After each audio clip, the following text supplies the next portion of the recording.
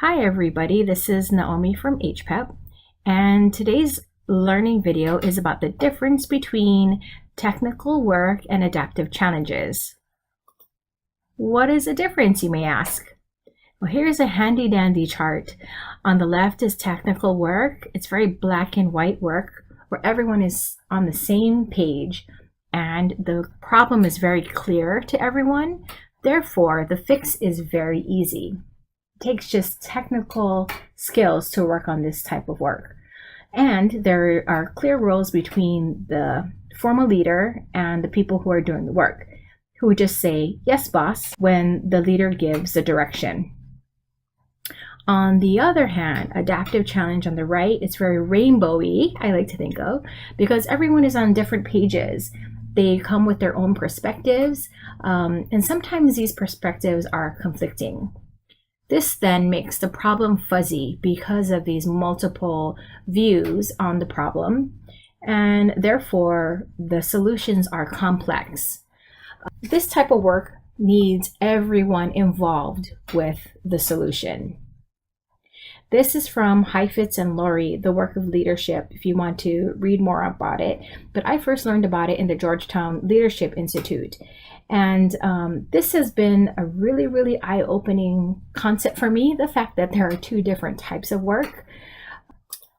And in order to find out which type of work you're in, you ask yourself this question: does this work require changes in people's values, attitudes, and/or habits of behavior?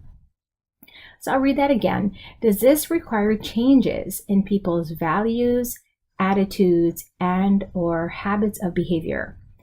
If the answer is no, then guess what? You're in technical work. An example of this would be if you, for example, have to copy a lot of papers. Everyone's on the same page. Your boss asks you to copy some papers. You go to the Xerox machine. You don't have to change your values about anything. You don't have to change your attitude about anything because you want to help. And your behavior is just you sort of do the technical punching in of the Xerox copying. It's very easy, black and white, cut and dry. The work's done. On the other hand, if the type of work you're doing requires changes in people's values, attitudes, and/or habits of behavior, you are in, guess what? Congratulations, adaptive work. So when you think about it, the work of H-PEP that we're asking you to do, it's very much adaptive work. There's some technical work in there as well. We do have a mix of that, but a lot of it is adaptive. So our goal when we're with you is to bring out conversations about values. That's why we did that values activity. Attitudes and behaviors. We talked about the attitude of gratitude and what kind of things you can do for self-care. We are helping you go through this process because we recognize that there are multiple perspectives on the work that we're doing. You might already do self-care every day, or you may have never really thought about it because you're so busy taking care of other people. We value the fact that there's a range in your experience, and we want to talk about it so that therefore we can work on it and go from a place that each of you are at.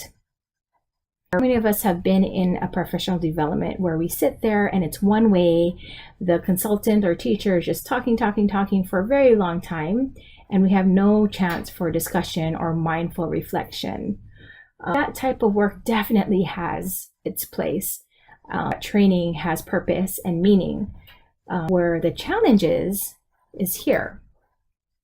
The single biggest failure of leadership is to treat adaptive challenges like technical problems. I'll read it again. The single biggest failure of leadership is to treat adaptive challenges like technical problems. Therefore, you need to use an adaptive solution to an adaptive challenge, and that would be conversation, bringing people through the process, hearing both sides, honoring multiple perspectives. That's what needs to happen for adaptive challenges. A technical solution is, again, it's black and white. So you cannot mix the two. Number one, you have to be aware of what type of work you're in. And number two, you have to follow through with a type of solution that makes sense. My favorite example is that in our previous project, when we did First Step to Success, that was a project where we brought the coaches into the classroom and we were helping them with behavior management techniques. So it involved, filling out forms and using a timer and having a green and red happy face card. What we did is we followed the manual like we were trained to do, and we went into those classrooms and we trained them technically how to do the program. That's sort of common thing for any training, is that you learn the skill to learn how to do it. And it worked. These kids really did well, but what we found is that it didn't really sustain. People, after we left the classroom, maybe chose not to do it as much as, of course, when we're in there day after day. And I sort of really wondered about that until I went to Georgetown and learned about the different types of work. And in the middle of this training, I had this huge aha moment thinking, oh, that's why we were treating an adaptive challenge like a technical problem. We were doing the technical training of how to use a timer, how to use a card, and then we were leaving. While the teachers were left with skills, we did not address their adaptive challenges. Many of these teachers had different perspectives on behavior management, what it meant to be a teacher, what it meant to praise a child or notice them for doing things that were going right. Some people had really strong opinions against it, strong opinions for it. We made the mistake of really never asking them truly, or having discussions about what does that look like for you? What does that mean for you? And really having them process through that. That is adaptive work. So after this aha moment, I thought, oh gosh, we need to be better. Once you know better, you do better. From then on out, we did a lot of adaptive work in our training. So that's why you'll see a lot of discussion or a lot of reflective activities that we like to incorporate, because we, again, recognize the fact that there are many perspectives and we want to help you work through that. We're trying to, again, use an adaptive solution to an adaptive problem. So anytime you need to have people come together and come to an agreement, that is adaptive work.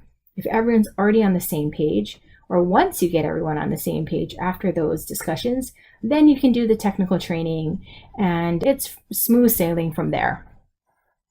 We're going to go over some examples. Technical or adaptive. This guy is fixing a car that's broken. Do you think that's technical work or adaptive challenge? If you guess technical, you're absolutely correct. So the car owner wants his car fixed. The mechanic wants to fix it. They're on the same page. The problem is clear. He's going to use his technical skills and he's going to fix that car. Easy peasy. This woman is building a video. So do you think this is technical or adaptive work? All right, so if you guess technical, you're absolutely right. She's using her technical skills. She's on the same page as the person who's hired her to create this video. They have the same vision. All that needs to happen now is her to use her technical skills to create this video. This could be adaptive work if there's a team of people and they're deciding what should be in the video. If someone thought that this car should be in it, but someone else thought that a truck should be in it, they have varying perspectives. That would be adaptive work because they have not yet come to an agreement of what needs to be in there. In order to get to that agreement, there needs to be discussion, there needs to be a process. That is adaptive work. You see the difference between the two? And we'll do one more example. Imagine everyone wants to schedule a meeting like we have been during this first week of H-PEP. We're scheduling coach calls for you to have conversations. The process of picking these dates and scheduling a meeting, do you think that is technical or adaptive work? You're right, it could be both. So if everyone's on the same page and all that needs to happen is technically picking out the date. Of course, that is technical work. If, for example, everyone's on different pages, like some people want to meet, some people don't want to meet, that would be an adaptive challenge because everyone needs to come to an agreement about meeting in the first place. So that would be an adaptive challenge. Once you're in the meeting, if you're having sort of a discussion about multiple perspectives on a topic, should we go for this merger? Or should we have this name change? That would be adaptive work because, again, there are multiple views on one thing. So you can see in every day there are both technical and adaptive challenges. There is a time and place for either. One is not better than the other. But just remember, technical solution to a technical problem, adaptive solution to an adaptive challenge. And once you hit that, I think that for me, again, this realization was huge. And it really shifted the way that we work. We invite you now to make this T-chart in your own journal with technical work in one column, adaptive challenges in another, and sort of jot down the things that you have going on in your life currently and see if you can differentiate between the two types of work. Anyway, that's all for today. I hope that you learned something new and that this is helpful to you, most of all. Please comment below and let us know what you thought.